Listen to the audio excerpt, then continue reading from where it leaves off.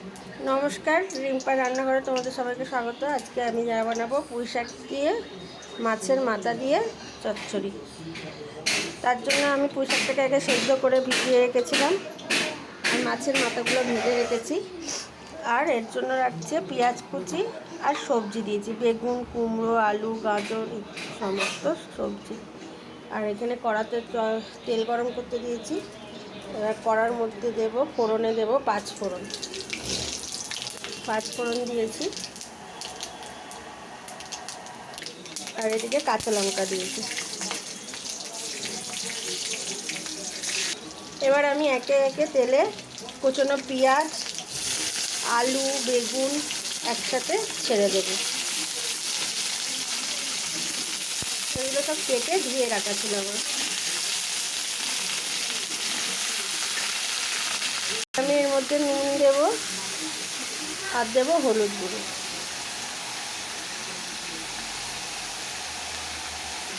সবজিগুলো সেদ্ধ হওয়ার জন্য আমি একটু ঢাকা চাপা দিয়ে রাখবো।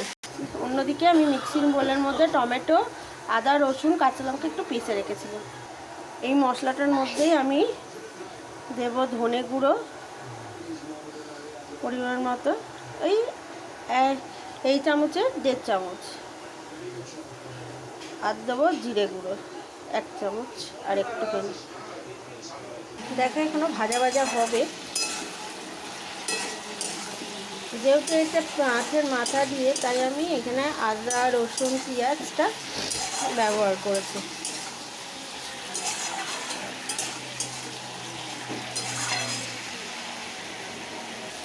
দেখো ভাজা ভাজা হয়ে গেছে। এবার আমি দেব পেস্ট করা মশলাগুলো।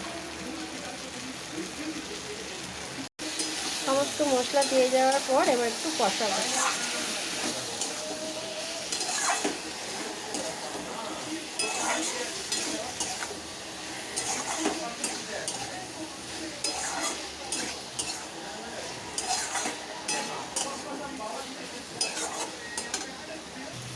এবার আমি ভেজে রাখা মাছের মাথাগুলো দিয়ে দেব।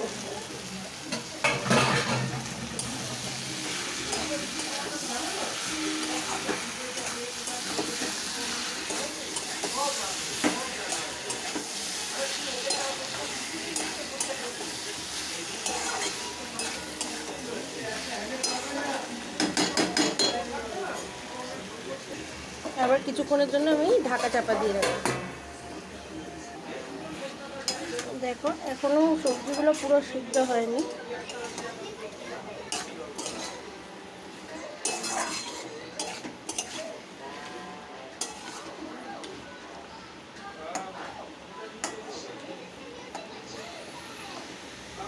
আলুগুলো এখনো সিদ্ধ হবে। এবার সবজিগুলো সিদ্ধ হয়ে গেছে।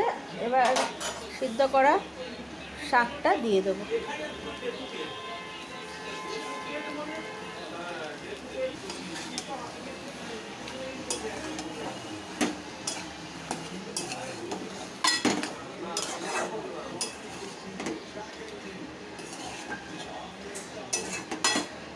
সবজিগুলো সব সিদ্ধ হয়ে গেছে। এবার আমি অল্প করে একটু চিনি দেব। দেখো এরকম হবে, একদম শুকনো হয়ে যাবে।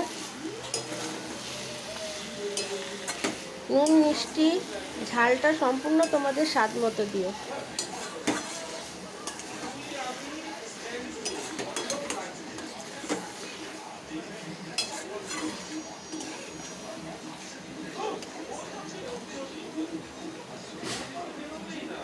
এবার আমি অল্প একটু ঝাল লঙ্কা দিচ্ছি, ঝাল লঙ্কার গুঁড়ো। তো চচ্চড়িটা সম্পূর্ণ হয়ে গেছে। এবার আমি গ্যাসটা বন্ধ করে দেবো। দেখো পুঁই শাকটা এরকম দেখতে হয়েছে। আশা করি তোমাদের খুব ভালো লাগবে। অবশ্যই একবার ট্রাই করে দেখো। ভালো লাগলে আমার চ্যানেলটাকে সাবস্ক্রাইব করে দিও, লাইক অ্যান্ড শেয়ার করে দিও। তোমরা সবাই ভালো থেকো। ধন্যবাদ।